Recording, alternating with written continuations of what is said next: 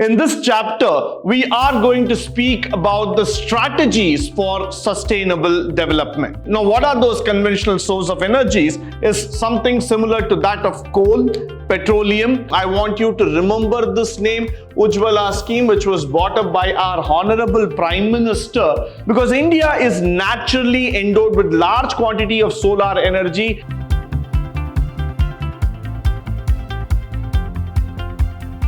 Good morning and welcome to the session 4 of the environment issues, the sustainable development factor that we have been talking about in chapter 9. Now, in the previous sessions, we would have spoken about the factors of sustainable development. In this chapter, we are going to speak about the strategies for sustainable development. Now, what are the strategies that are there with us in order to create a sustainable environment? An environment that we can bank upon, an environment which we can stay for years to come. So let's look into the sustainable strategies. The first one is the use of non-conventional sources of energy. So we have been known to use conventional source of energy. Now, what are those conventional source of energies? Is something similar to that of coal, petroleum, all the factors that have been blessed by nature, and we have kept on extracting on it. Now, this is the time for all of us to go back and start working on the non-conventional source altogether. India, as you know, is a hugely dependent on thermo and hydroelectric plants to meet the power needs. That's a fact. Why? Because 99% of the Indian power generation, the Indian power sector is highly dependent on thermal and hydro. That is the only way that we have always explored in terms of building up the power requirements or the power needs of the society. But both of these have adverse environmental impacts. Even that is a known factor today. Since because of the high usage of thermal as well as hydro, there is a water shortage, there is an impact on environment, there is going to be an adverse impact when it comes to cutting down of trees. So we know that both these methods have been affecting the environment in a negative manner. So it's very, very important that we understand this issue altogether. Next, the thermal power plants emit large quantities of carbon dioxide, which house a greenhouse effect. So this is also something that is directly impacting you on the environment. This is going and affecting the ozone layer, creating that greenhouse gas effect factor altogether. And tomorrow you can see that this will definitely impact our Mother Earth altogether. So that would be a problem. This would be a challenge altogether for us, because this would take us to that century, to that age back where we again cannot reconcile ourselves, where we cannot come back to the safe environment. So we need to find alternative strategies to sustain our Mother Earth. Now, moving forward. And once we also see that it is also produces fly ash, which is not used properly, can cause pollution on water bodies. Definitely yes, because thermal energy will definitely, after using coal, it will start producing fly ash, which starts get dissolving in water, and automatically the water is polluted.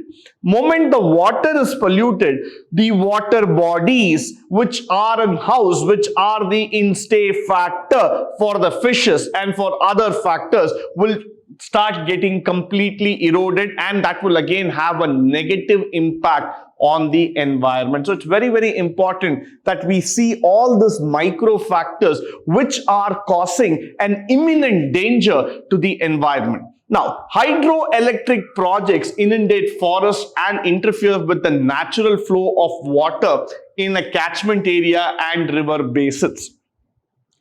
Now, the hydroelectric projects, actually what they tend to do is that they tend to reduce the forest life factor altogether. You go on cutting down trees, you go on removing all the greenery area.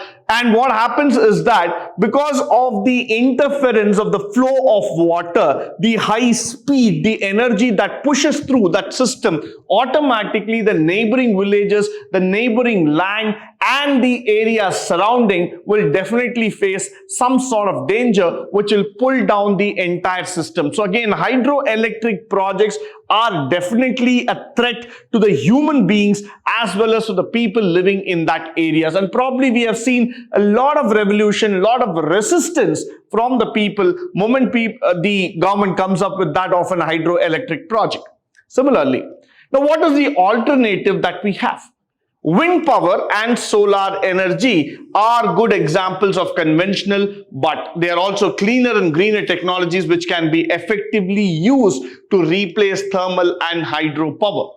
It is a time for India that we start thinking about solar energy, we start thinking about the wind power, which is going to be the energy for future. Now, you might have read in the newspapers or seen in TV channels or in any of the websites the invention and coming out of hybrid vehicles, which is using electric power, which are using solar powered battery cars. Now, what is the world doing is that we are trying to move towards the non-conventional energy factors. We want to go into a cleaner, greener environment by using minimum effort and maximum return. Now, the question that comes back to the minds of millions of people in India as well as the globe is that, will that be sustainable? Will that be enough? Will that be an equivalent replacement to the conventional energies that we have used? Today, if I'm driving a petrol car or if I'm driving a diesel car, I would also be interested to see that the electric car is able to give me the same kind of power, same kind of mileage. So the question that comes back to the company is that when we are going to replace a technology, is it worth enough? Is it a true replacement? Will it be able to drive the system that was actually driving in place? So all these questions are making non-conventional energy a serious challenge. But yet, we have not lost the hope. We definitely feel that these sectors will be replaced and we will get a brighter future tomorrow. Now, moving forward,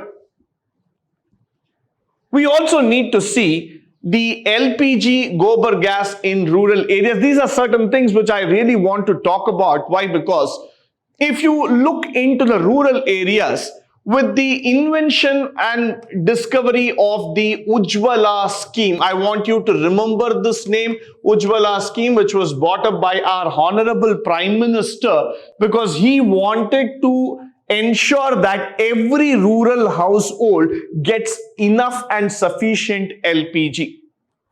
Now, the aim here is very, very simple.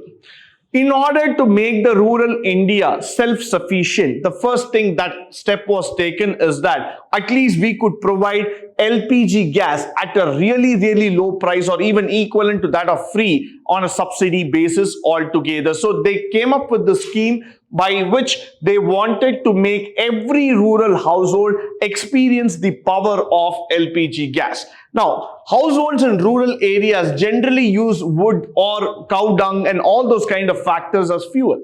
Now, what is the plus and minus of this technology? Though this practice has been for several adverse implications like deforestation, reduction of green cover, but then this practice has been for generations. You cannot suddenly go back to the rural households and start talking about modern technologies or modern systems. So it becomes very, very important for all of us to understand today that though the practice has been for several generations, but the impact is now being felt by the current generation and possibly the future generation, which means to say that cutting down of trees or cutting down on the green cover, the wastage of cattle dung and air pollution and all these factors will definitely have a severe impact on the upcoming generation. That is why the government wants every single household in India to switch over to LPG. Moment they switch over to LPG. Now LPG stands for liquefied petroleum gas. The gas, what you see, the cylinders, what you see in your home, that is a safer method of cooking. More than that, it's a cleaner method of cooking and also an efficient method of cooking. So what we want is that a cleaner, greener environment with an efficient method of doing some process. So that is why we are trying to bring in the strategies for sustainable development. Now, moving forward, to rectify the situation, subsidies in LPG is being provided.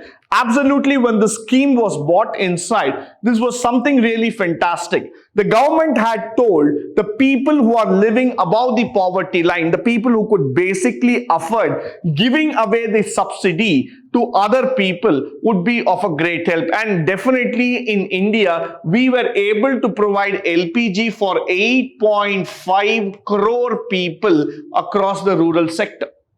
Now, that is a very great achievement, and that achievement was possible because of us who gave up on the subsidy so that a rural household will be able to get an LPG connection. Now look at the scheme. We were trying to integrate the people, and through the people, we could reach hundreds and thousands of other people in the rural sector, enlighten their life and make their life better. So that is why we need to understand the importance of environment and sustainable development. Now, moving forward.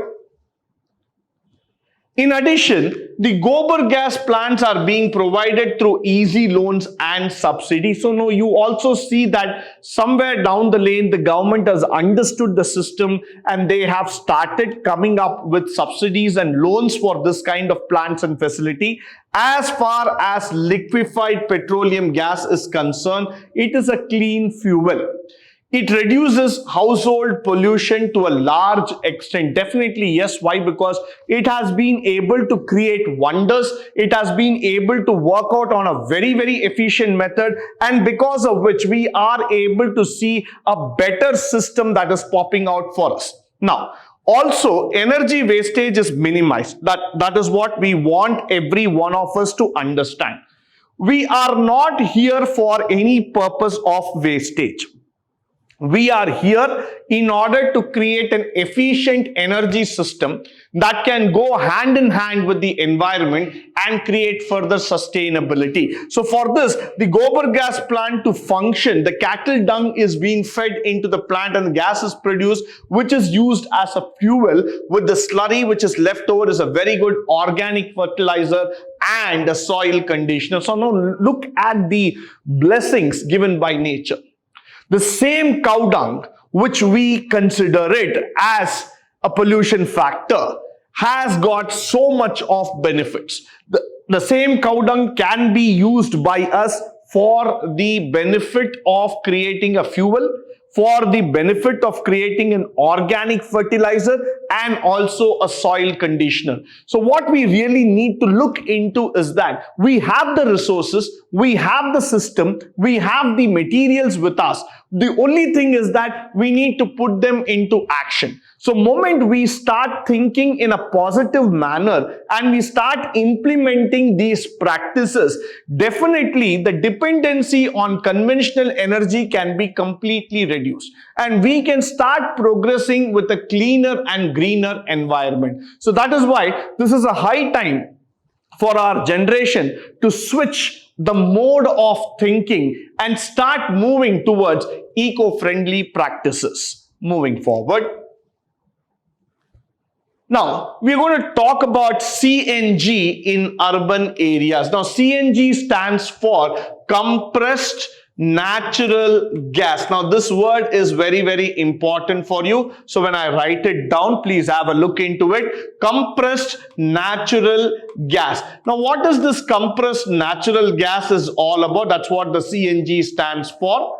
Now, the CNG factor is something which is helping in reduction of pollutions that are being caused by vehicles. Let us take the example of our capital, Delhi city. The use of CNG as a fuel in public transport has significantly lowered air pollution, and the air has become better. I would not use the word cleaner, I would say the word better here compared to the last few years. Though the word cleaner is definitely needed for us, though it is there in the slide, but I'd still like to use the word better, because to get to that cleaner stage, we are still working there.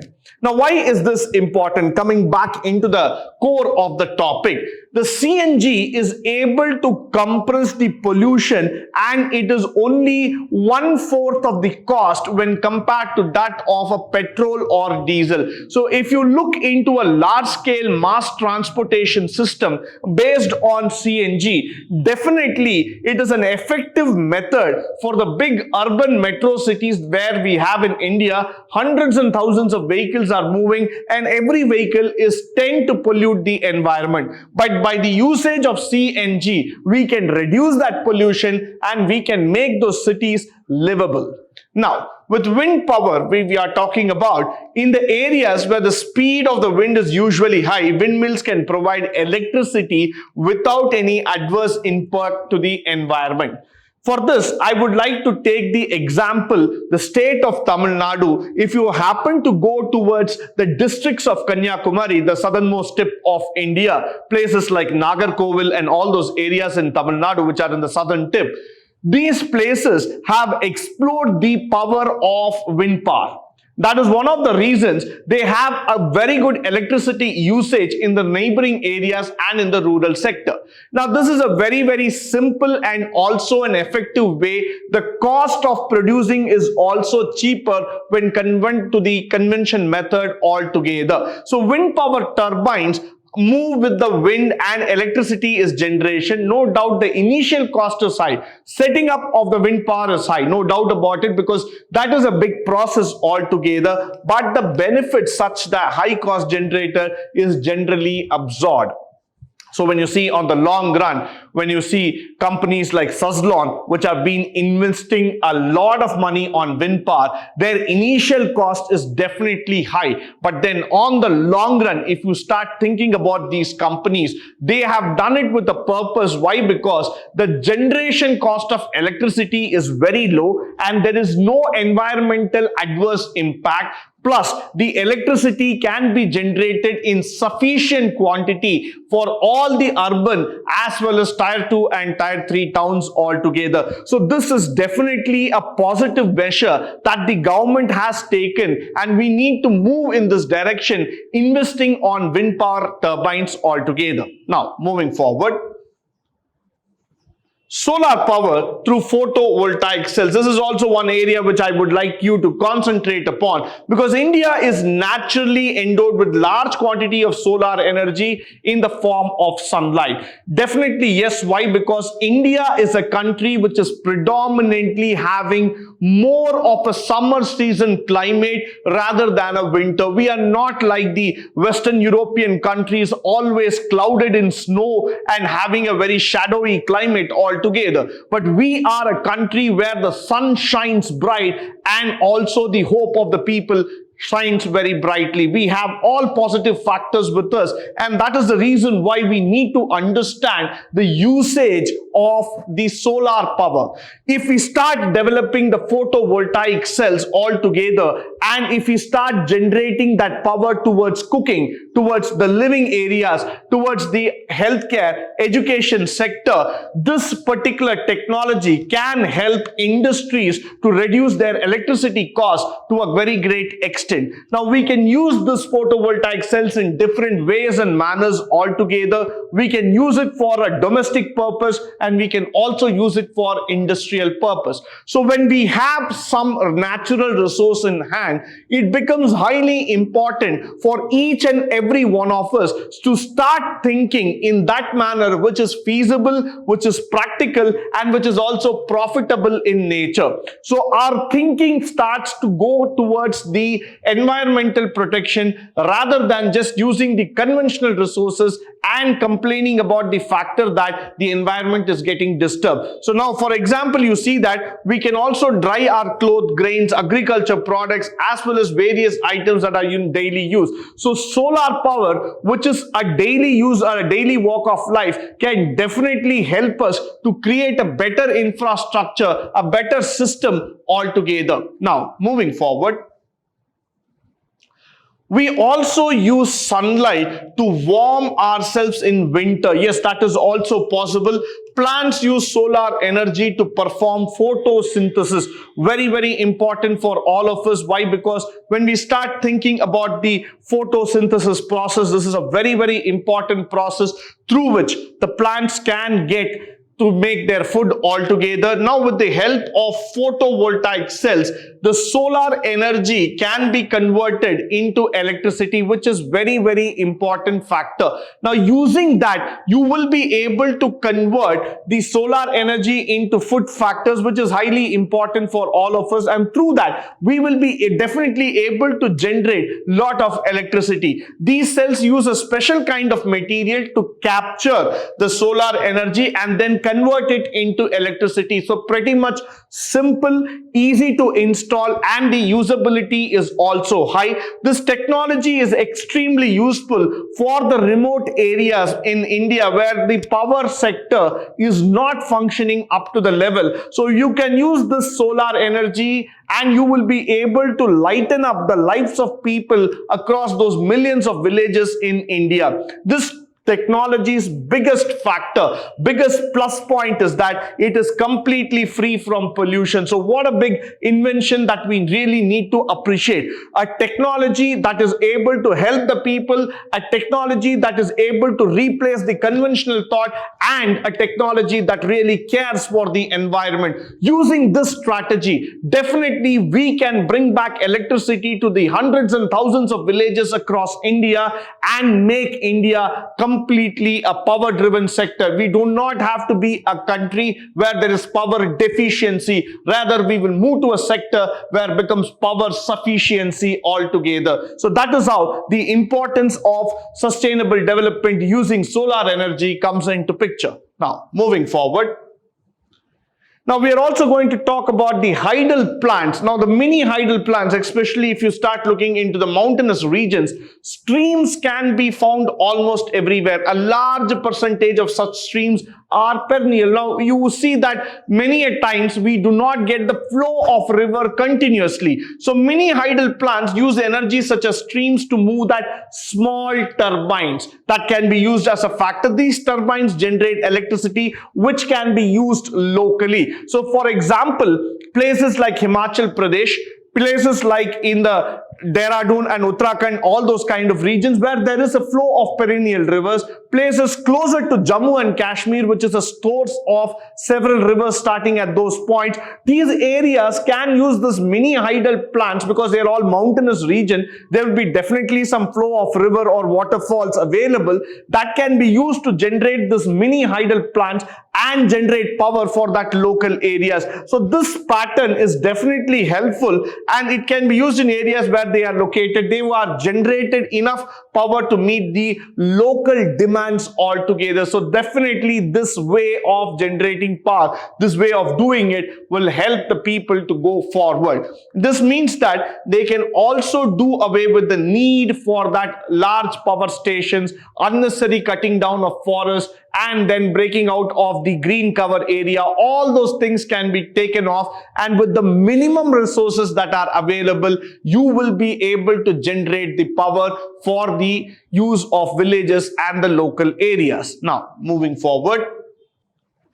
The traditional knowledge and practice. Now, we have known that India is a repository of knowledge. India is a repository of unused wealth altogether in terms of knowledge, in terms of the Vedic sciences, in terms of practices altogether. So traditionally, every Indian people have been very, very close to their environment, and that is a very, very important factor. It is mentioned in our scripture. It is mentioned in all the holy books as far as possible. They have also been a component of the environment and not so its controllable factor. So definitely, yes, we have been a part of environment. We have understood it far more better than any other people in the world. So if we look back in terms of our agriculture system, healthcare system, housing or transport, we will find that the practices have been environmental friendly.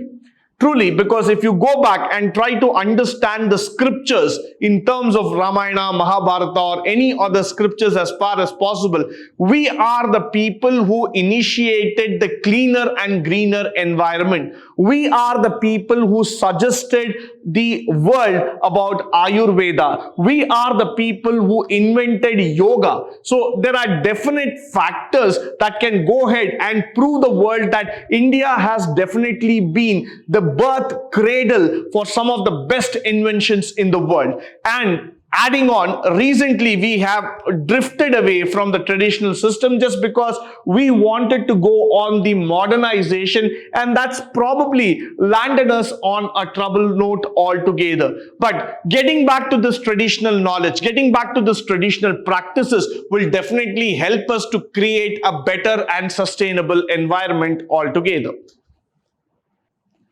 Now, in the other slide, we also need to understand this word very, very clearly. It is time to go back. I want to reiterate that factor. It is time to go back. That is, we go back, think ourselves that one simple thing, how we can change. Now, one apt example is healthcare. India is very much privileged to have about 15,000 species of plants of medicinal properties. As I told you, India was the place where Ayurveda stemmed up. So in that sense, it is the biggest place. About 8,000 of these are in regular use of various systems and treatments, including the folk tradition. So this is definitely a place for all of us to understand and to grow with. With sudden onslaught of Western system treatment, we were ignoring our traditional systems such as Ayurveda, Unani, and all those factors, including the Tibetan and folk systems. Now,